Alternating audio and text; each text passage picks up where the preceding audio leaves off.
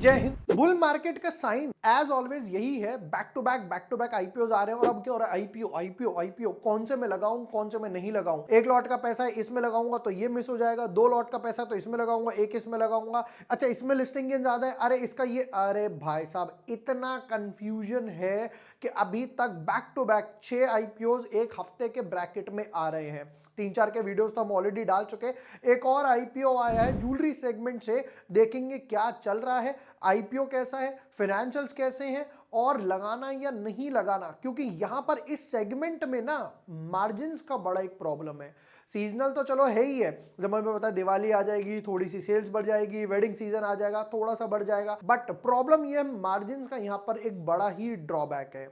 Hi everyone, my name is Vibor Vashne, I am a SEBI registered research analyst. एक और IPO आया है, उसके एनालिसिस करने वाले हैं। Without wasting time deep dive करते हैं अपने एनालिसिस में। But yes, before moving ahead, अगर अभी तक आपने चैनल सब्सक्राइब नहीं किया है, ये आइनॉक्स का वीडियो, फिर उसके बाद इंडियन शेल्टर का ये स्टॉक दिया था जो अभी तक 7-8% के गेन्स दे चुका, डोम्स का आईपीओ चला, स्ट्रैटेजीज, ब्रेकआउट, मोमेंटम सब ऑन द बोर्ड यहां पर मिल जाएगा। चलिए अब हुआ क्या यहां पर, अगर मैं हिसाब किताब देखा जाए तो ये इंडियन शेल्टर का आईपीओ आया, ये हम ऑलरेडी देख चुके, वीडियो डाल चुका। डोम्स का आईपीओ आया, इसका वीडियो डाल चुका।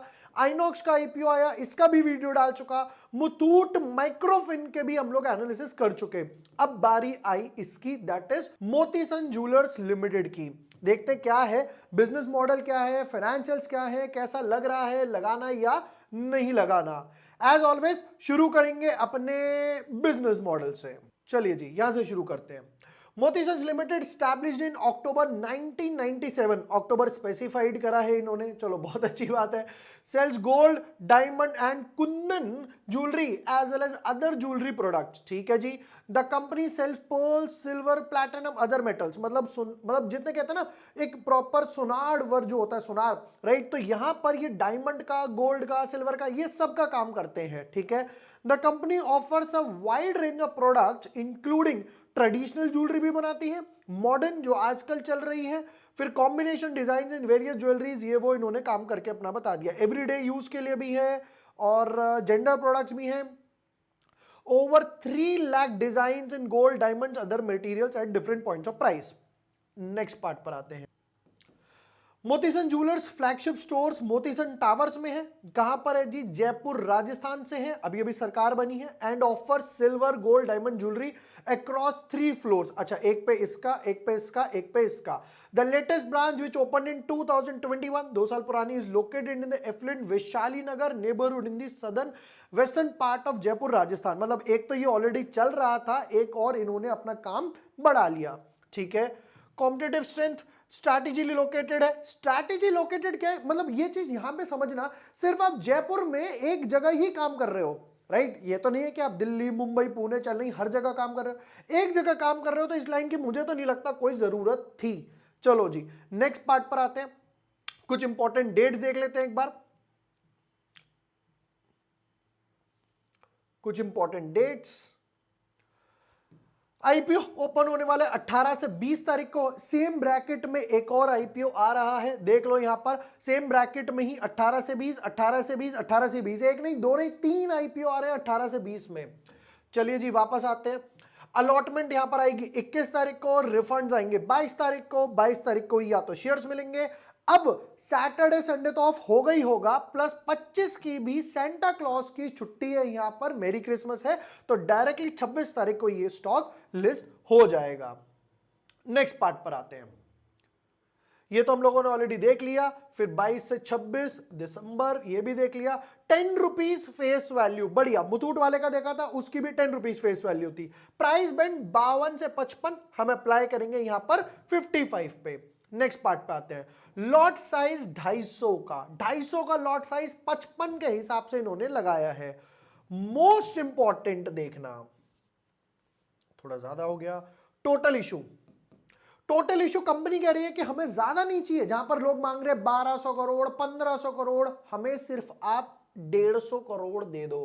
150 करोड़ रुपए ही चाहिए, एसएमई आईपीओ ही लेकर आ जाते। फ्रेश इशू यहां पर पूरा का पूरा फ्रेश इशू है, यानी कि 4 चांद लग गए, 4 चांद लग गए, मजा आ गया।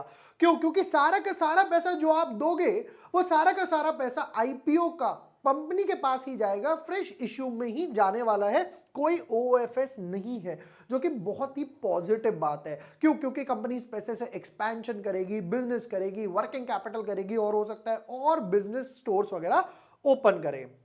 नेक्स्ट, QIB 50% के आसपास, नॉट मोर देन, मैक्सिमम 50% देने वाले। रिटेल वालों को सेम 35 से ज्यादा मिलेगा, 35 तो मिनिमम है, और HNI कैटेगरी को 15 तो मिलेगा ही मिलेगा, उससे कम नहीं मिलने वाला, जो कि बहुत अच्छी बात है।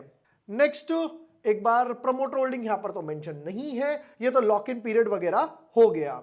आगे बढ़ने से पहले मैं एक सीरियस टॉपिक पे बात करना चाहता हूं। अभी थोड़े दिन पहले क्या हुआ, मैंने एक रिपोर्ट देखी थी जिसमें सेबी में ये बोला था 9 out of 10 traders in FNO segment are in loss. उस रिपोर्ट में ये लिखा हुआ है कि 9 ट्रेडर्स 10 में से जो एफएनओ में ट्रेड करते हैं वो लॉस में है। अब मैंने सोचा यार ये तो डेफिनेटली एक सीरियस टॉपिक है डिस्कस करने के लिए, बट इसका रीजन क्या है, मेन रीजन क्या है जिसकी वजह से वो लॉस में आते हैं। अब मेरे हिसाब से उसका रीजन है कैजुअल अप्रोच। काफी लोगों की ना कैजुअल अप्रोच होती है कि यार चलो जो मिल गया उसे ट्रेड कर लेते हैं, कोई रिसर्च नहीं करते और शॉर्टकट का रीजन फना कर लेते हैं कि यार चलो शॉर्टकट ले लेते हैं, उससे हो सकता है एक प्रॉफिट वगैरह निकल जाए। तो ये एक सबसे बड़ा रीजन है कैजुअल अप्रोच। यार पता है एक्चुअली क्या है, मार्केट ना कैजुअल अप्रोच वालों के लिए है ही नहीं। मैं ये बोलूंगा इनफैक्ट अगर आपकी कैजुअल अप्रोच है तो मार्केट में मत आओ मार्केट में, it is not for you. और इसी ना कैजुअल वर्सेस जो सीरियस अप्रोच है, एक हो गया कैजुअल अप्रोच, एक हो गया सीरियस अप्रोच, एनालिसिस वगैरह। तो कैजुअल वर्सेस सीरियस अप्रोच को लेकर ना शेर खान नाम के एक ब्रोकर ने इसको ना बहुत ही डिस्टिंग्विश किया है, बहुत ही अच्छे से एक्सप्लेन किया है। और एक पब्लिक सर्विस एड भी उन्होंने लॉन्च किया कि अगर आप कैजुअल अप्रोच हो तो मार्केट में मत आओ। इस चीज को लेकर उन्होंने यहां पर ना बहुत अच्छे से एक्सप्लेन करा, जो मैं दिखा रहा हूं, don't be casual about the market. तो इन्होंने एक पूरा एक एड, एक कैंपेन भी लॉन्च किया, अच्छे से चलाया इसको समझाने के लिए कि जो कैजुअल अप्रोच वाले हैं वो मार्केट में मत आओ, उनके लिए नहीं है। तो अगर मैं अब आपको शेर खान का इंट्रोडक्शन दूं तो शेर खान ना एक फुल टाइम एस्टैब्लिश ब्रोकर है जो ट्रेडर्स को बोल रहा है कि अगर आप सीरियस नहीं हो तो मार्केट में मत आओ, अपना पैसा वेस्ट ही मत करो, कैजुअल अप्रोच रखने की जरूरत नहीं है। डू विजिट देयर वेबसाइट, इसका लिंक भी मैं डिस्क्रिप्शन में दे दूंगा। और डेफिनेटली ये वीडियो उन लोगों के साथ जरूर शेयर करना जो मार्केट में आना चाहते हैं, जो एक सीरियस अप्रोच रखते हैं। चलिए वापस आते हैं अपने एनालिसिस पे। अब यहां पर इसके बाद एक काम करते हैं, इसकी फाइनेंशियल्स भी देख लेते हैं, फाइनेंशियल्स क्या बोल रही है। जैसा हम लोगों ने वीडियो के स्टार्टिंग में डिस्कस करा था कि यहां पे मार्जिन्स का एक ड्रॉबैक आएगा, देखते क्या क्या निकल कर आ रहा है। तो ये हो गया मार्च 21 फुल ईयर, मार्च 22 फुल ईयर, मार्च 23 फुल ईयर, और सिर्फ जून यानी कि 1/4 एक ही क्वार्टर का है, यहां पर हाफ ईयर का भी नहीं है, कोई प्रॉब्लम नहीं है। 275 करोड़ के एसेट्स थे, बहुत अच्छी बात है। एक ऑलमोस्ट 10% जंप आया 306, अगेन ऑलमोस्ट 3% 10% जंप आया 336। अब की बार सिर्फ यहां पर बहुत 4-5% जंप आया, बट अच्छी बात यह है कि सिर्फ एक क्वार्टर का, अभी इनके पास 3 क्वार्टर बचे हैं। दैट टू मेजर जब इसमें कभी रक्षाबंधन का क्वार्टर आएगा, ये क्वार्टर जो होता है अप्रैल में, थोड़ी बहुत वेडिंग्स वगैरह होती हैं, जून में तो पॉसिबल ही नहीं है। मोस्ट इंपॉर्टेंट यहां पर क्या है, अभी आएगा वेडिंग सीजन, तब जाके इसके जो क्वार्टर रिजल्ट आएंगे ना वो अच्छे आएंगे। रेवेन्यू की बात कर लेते हैं जी, आ जाओ। रेवेन्यू 213 करोड़ की सेल्स थी, 314 करोड़ की सेल हुई, 50% बढ़ गई, 50%, बाप रे, लोगों ने खूब दबा के सोना खरीदा है। 366 यानी ऑलमोस्ट 15% के आसपास ग्रोथ हुई, अब रह गया 86। एक को इक्विवेलेंट बना लेते हैं, 86 86 86 86, एक्सपेक्टिंग सेम सेल्स होगी, जबकि ज्यादा होनी चाहिए क्योंकि अभी जो इंपॉर्टेंट क्वार्टर्स है वो इसमें जुड़े नहीं है। तो 86 86 86 86 हो गई मेरे पास ऑलमोस्ट 490 राउंड ऑफ में ले लूं तो 9 4 360 360 360 ऑलमोस्ट यहां पर 360 करोड़ के आसपास ही इक्विवेलेंट सेल्स बनने वाली है। Next part, margins, most important. ये बताओ बचता कितना है, जो क्योंकि ये सेक्टर में ना पीसी ज्वेलर्स देख लो, काफी सारे जितने भी ज्वेलर्स वगैरह है उनके पास ना मार्जिन्स की थोड़ी सी कमी है। 213 करोड़ की सेल्स करी, 9%, 9 करोड़ का प्रॉफिट आया, दैट इज हार्डली 4%, 5-5.5% के आसपास। 314 करोड़ की सेल्स करते हैं, सिर्फ 14 करोड़ का ही प्रॉफिट आया, अगेन हार्डली 5% के आसपास। नेक्स्ट 366 की सेल्स पे 22 करोड़ का और वापस से 5 करोड़, 5 इंटू 4 ये हो गया 20 करोड़ के आसपास।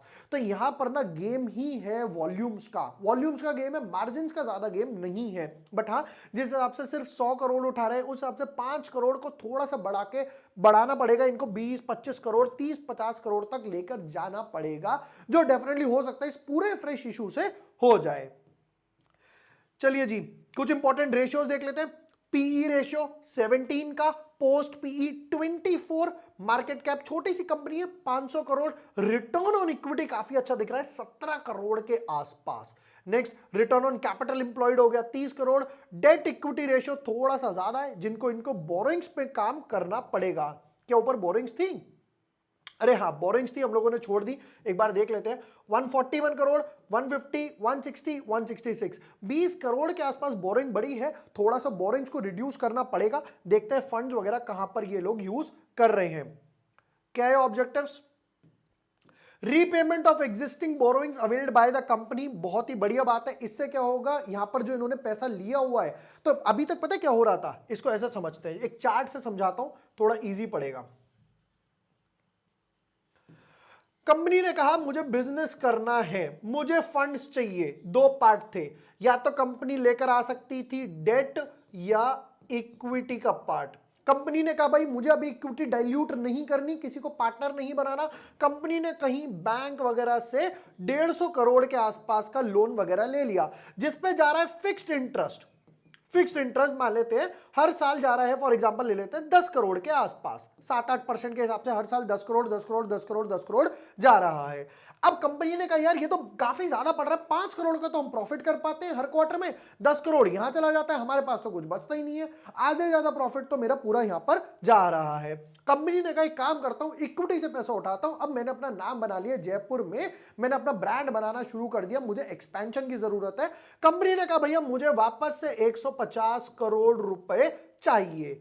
ये जो 150 यहां से उठाएगी, हो सकता है इसमें से 60, 70, 80, 100 करोड़ के आसपास, राउंड ऑफ में ले लेते हैं चलो 100 करोड़, 100 करोड़ ये वहां पे पे बैक कर दे, तो बैंक का जो लोन बचा वो बचा सिर्फ 50 करोड़, जिस पर अगर 7% के हिसाब से सिर्फ 3.5 करोड़ का इंटरेस्ट आएगा, तो ये जो बैलेंस बच गया मेरा 6.5 करोड़, वो यहां पर मेरे पैट में रिफ्लेक्ट करा करेगा हर बार, हर क्वार्टर, हर ईयर में। ये इनका गेम है, और जो कि बहुत अच्छा गेम है, जो कि बहुत अच्छी चीज है, क्योंकि जो डेट बच रहा है, जो इंटरेस्ट में जा रहा है, वो कहां रिफ्लेक्ट कर रहा है, शेयर होल्डर्स के पास रिफ्लेक्ट कर रहा है। ये बहुत ही अच्छी चीज है, डेट रिड्यूस करना। चलो जी, वापस आ जाते हैं अपने पार्ट पे। अब प्राइस बैंड रखा था 55 के आसपास, नंबर 1 प्राइस बैंड 55 रुपए। एक इंपॉर्टेंट चीज, छोटा आईपीओ है तो ये T2T ग्रुप में लिस्ट होगा। T2T ग्रुप क्या होता है, जिसमें इंट्राडे अलाउड नहीं होता, आपको T+1 T+2 डिलीवरी लेनी ही पड़ेगी, बिना डिलीवरी के काम नहीं चलेगा। नंबर 1। नंबर 2, अब प्राइस बैंड है 55 का, आईपीओ छोटा है तो ऑब्वियस सी बात है ओवर सब्सक्रिप्शन तो काफी अच्छा ही होगा। उससे भी मोस्ट इंपॉर्टेंट बात है, अलॉटमेंट इतना इजीली नहीं होने वाला। अप्लाई करना है, डेफिनेटली अप्लाई करना है। छोटे आईपीओ को अभी पकड़ के बैठ जाओ, क्योंकि लोग पता क्या करते हैं, अभी इन्वेस्टमेंट डाल के आराम से घोड़े बेच के नींद सोएंगे। जब ये बड़ा एक मिनी कैप से, I should say small cap, mid cap बनना शुरू होगा 2, 4, 5 साल में, तब ये मल्टीप्लाई करके पैसा बना कर देगा। इसलिए यहां पर लोग अभी से लिस्टिंग गेन के लिए तो डालेंगे, मोस्ट इंपॉर्टेंट लॉन्ग टर्म के लिए भी डालेंगे। प्राइस बैंड तो हम लोगों ने ऑलरेडी देख लिया। फिर इसके बाद आते हैं ओवर सब्सक्रिप्शन। 150 करोड़ के हिसाब से I am expecting 100 times over subscription, 100 गुना के आसपास ओवर सब्सक्रिप्शन हो सकता है। क्यों हो सकता है, उसका एक और रीजन है। देखो जरा, ये जो 2 आईपीओ आ रहे हैं, डॉम्स का, इंडियन शेल्टर का, ये 15 तारीख तक ओवर होंगे। उसके बाद यहां पर 18 तारीख के आसपास फंड्स रिलीज हो जाएगा। 18 को, 19 को भी फंड रिलीज होता है, तो भी मैं 20 तारीख को यहां पर पैसा डाल पाऊंगा, इसलिए यहां पर मैंने ओवर सब्सक्रिप्शन ज्यादा डाला। वापस आते हैं, ओवर सब्सक्रिप्शन, लिस्टिंग गेन, अगर 100 गुना के आसपास ओवर सब्सक्रिप्शन होता है तो समवट अराउंड 75% के आसपास, 75 to 90% के आसपास लिस्टिंग गेन हो सकते हैं। बट बी अवेयर यहां पर T2T सेटलमेंट है तो डिलीवरी लेनी पड़ेगी। कई बार पता है क्या होता है, कई बार ये लिस्ट होगा 75% पे, फिर वापस एलसी लग जाएगा, फिर अगले दिन एलसी, फिर 3-4 दिन बाद खुलेगा, तब जाके एक बार को आपको निकलने का मौका मिलेगा। तब भी अगर मान लो 4-5 एलसी लगते हैं तो भी मुझे 45 या 50% के आसपास लिस्टिंग गेन मिलते हैं, तो भी मैं वेल एंड गुड अच्छे खासे प्रॉफिट में हूं। तो मैं डेफिनेटली आईपीओ मोती सन्स का आईपीओ अप्लाई करने वाला हूं। ये थे मोती सन्स आईपीओ के डिटेल्ड एनालिसिस। वीडियो पसंद आए हो share with your friends, like and subscribe. Thank you for watching the video. Lots of love.